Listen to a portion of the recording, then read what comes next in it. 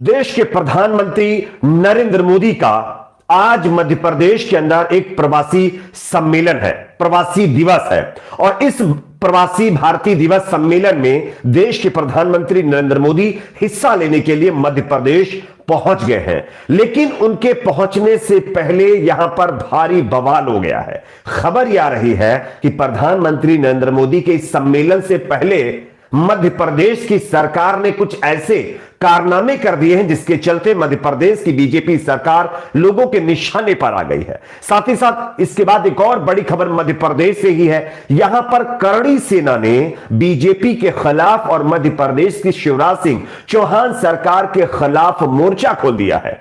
किस तरह से, इसकी भी जानकारी आगे आपको देंगे। साथ ही साथ एक और बड़ी खबर महाराष्ट्र में चल रहे सियासी संकट को लेकर के सामने आ रही है, इस पर भी आपको जानकारी देंगे। उससे पहले एक छोटी सी रिक्वेस्ट करेंगे, इस वीडियो को ज्यादा से ज्यादा लाइक करिए, शेयर करिए। अगर आप इस चैनल पर नए हैं तो सब्सक्राइब करके बेल आइकन को जरूर प्रेस कर लीजिए। बात करेंगे खबर की। आप जानते हैं कि आज देश के प्रधानमंत्री नरेंद्र मोदी एक भारतीय सम्मेलन में हिस्सा लेने के लिए मध्य प्रदेश पहुंच चुके हैं। कुछ ही देर के बाद उनका संबोधन होना है, लेकिन उससे पहले एक ऐसा कारनामा मध्य प्रदेश की शिवराज सिंह चौहान सरकार ने किया है जिसके चलते एक और नया बवाल खड़ा हो गया है दोस्तों।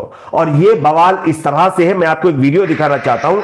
आप इस वीडियो को देखिए और समझिए जरा कि जो बीजेपी तिरंगे को लेकर के लोगों को एक तरह से बहुत प्रेरित करती है और कहती है वो तिरंगे का बहुत असम्मान करती है, लेकिन उन्हीं के राज्य में किस तरह से तिरंगे का अपमान हो रहा है, वो भी प्रधानमंत्री नरेंद्र मोदी के सम्मेलन में आने से पहले इसको लेकर के बवाल हुआ। मैं आपको वीडियो दिखाना चाहता हूं, पहले आप ये वीडियो देखिए, उसके बाद इसकी आगे चर्चा करेंगे। यहाँ पर ये ब्रिज पर फुटपाथ को कलर करने का काम चल रहा है।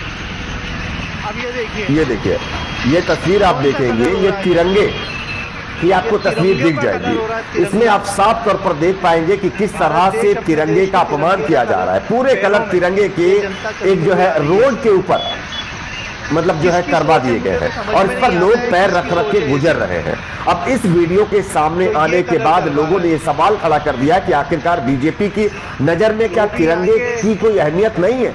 क्या जो बीजेपी तिरंगे के नाम पर लोगों को न जाने क्या क्या कहती है, इंदौर में पीएम के स्वागत के लिए फुटपाथ को तिरंगे के रंग में रंग दिया गया, क्या यह तिरंगे का अपमान नहीं है? यह जो है एक बहुत बड़ा प्रश्न चिन्ह यहां पर लगाया गया है। और यह एक वाजिब बात भी है कि अगर तिरंगे को लेकर के इतने घमासान हमारे देश में होता है तो क्या एक फुटपाथ के ऊपर इस तरह से तिरंगे की कलर में जो है रोड को रंगवा देना और ऊपर से लोगों को गुजरवाना, लोग पैर रख करके ऊपर से निकल रहे हैं, तो क्या यह तिरंगे का अपमान नहीं है? इसको लेकर के यह बवाल दोस्तों यहां पर देखने को मिला है। सिर्फ इतना ही नहीं दोस्तों, मैं आपको एक और तस्वीर और एक वीडियो दिखाना चाहता हूं जिसमें आप देख पाएंगे कि प्रधानमंत्री नरेंद्र मोदी के पहुंचने से पहले यहां पर हरियाली दिखाने के लिए भी एक नया कारनामा किया गया है। आप इसका भी वीडियो पहले देख लीजिए, उसके बाद इसकी भी चर्चा करेंगे। ये देखिए, ये वीडियो भी वायरल हुआ है। घास को हरा करने के लिए बाकायदा घास के ऊपर कलर किया गया है।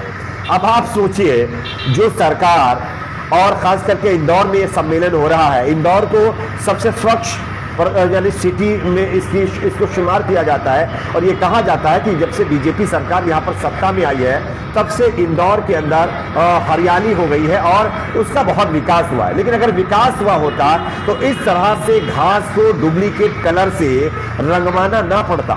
आप देख लीजिए, आपके सामने तस्वीरें, ये इंदौर की तस्वीरें हैं जहां पर प्रधानमंत्री नरेंद्र मोदी के सम्मेलन से पहले घास को कलर से रंगवाया जा रहा है और यह दिखाया जा रहा है कि देखिए भाई, इंदौर के अंदर कितनी हरियाली है। इस पर आपकी अपनी क्या राय है दोस्तों, कमेंट सेक्शन में जरूर बताइएगा। बात करेंगे अगली बड़ी खबर की। अगली बड़ी खबर यहां पर आ रही है, अब करणी सेना की तरफ से मध्य प्रदेश की सरकार और बीजेपी के खिलाफ मोर्चा खोल दिया गया है। आप जानते होंगे 2-3 दिनों से करणी सेना भोपाल के अंदर जम्बूरी मैदान में हल्ला बोल किए हुए है सरकार के खिलाफ। और खबर यह है कि करणी सेना में जो है ये प्रदर्शन में शामिल हुए करणी सेना के प्रमुखों ने ऐलान किया है कि अब आंदोलन सिर्फ मध्य प्रदेश ही नहीं पूरे देश में होगा। गुजरात से आए राज सिंह शेखावत राष्ट्रीय अध्यक्ष महिपाल सिंह मकराना ने कहा है, हम वही हैं जिन्होंने साल 2018 में सत्ता बदल दी थी। हम लोगों की ताकत है ये। दरअसल मैं आपको बताता हूं ये है क्या। जातिगत आरक्षण एट्रोसिटी एक्ट में बदलाव की मांग सहित लगभग 21 सूत्री मांगों को लेकर के भोपाल में करणी सेना भूख हड़ताल पर बैठ गई है।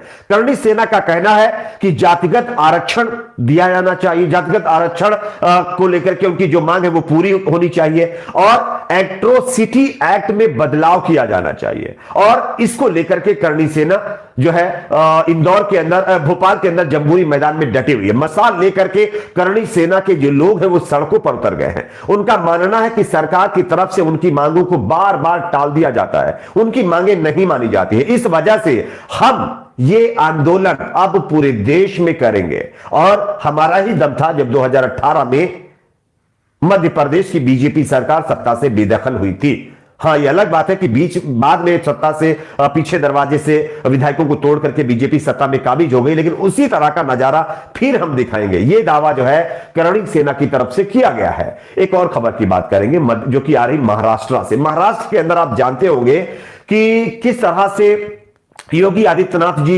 अभी एक दिन पहले दौरा उन्होंने किया और वहां से करोड़ों रुपए का जो इन्वेस्टमेंट है वो अपने यूपी को लेकर के गए। लेकिन इस मामले पर जहां एक तो महाविकास आघाड़ी सरकार पर हावी है, तो वहीं अब राज ठाकरे जो बीजेपी के साथ में और एकनाथ शिंदे के साथ में अपना समर्थन दे रहे थे, उन्होंने भी इसके खिलाफ मोर्चा खोल दिया है। बताया जा रहा है कि महाराष्ट्र नवनिर्माण सेना एमएनएस प्रमुख राज ठाकरे ने करोड़ों डॉलर की परियोजनाओं के महाराष्ट्र से बाहर जाने के लिए सीधे प्रधानमंत्री नरेंद्र मोदी को जिम्मेदार ठहराया है। राज ठाकरे ने कहा है कि सिर्फ इसलिए यह हो रहा है कि प्रधानमंत्री गुजरात से हैं, इसका मतलब यह नहीं है कि उन्हें अपने राज्य को प्राथमिकता देनी चाहिए। यह उनके कद के अनुरूप नहीं है। यह बात कोई और नहीं कह रहा है। कुछ दिन पहले बीजेपी और एकनाथ शिंदे को समर्थन देने वाले राज ठाकरे कह रहे हैं कि महाराष्ट्र से जो मतलब जो है करोड़ों रुपए की परियोजनाएं हैं वो एक तो गुजरात में शिफ्ट की जा रही है, उसके बाद यूपी में शिफ्ट की जा रही है और इसका सीधे जिम्मेदारी अगर कोई किसी को लेना चाहिए और इसका कोई जिम्मेदार है तो वो देश के प्रधानमंत्री नरेंद्र मोदी है। ये कहते हुए उन्होंने मोदी जी के ऊपर और उनकी सरकार के ऊपर हमला बोला है। आपकी अपनी इस पर भी क्या राय है कमेंट सेक्शन में दोस्तों जरूर बताइए और इस वीडियो को ज्यादा से ज्यादा लाइक करिए। आपका एक एक लाइक हमारे लिए बहुत इंपॉर्टेंट है।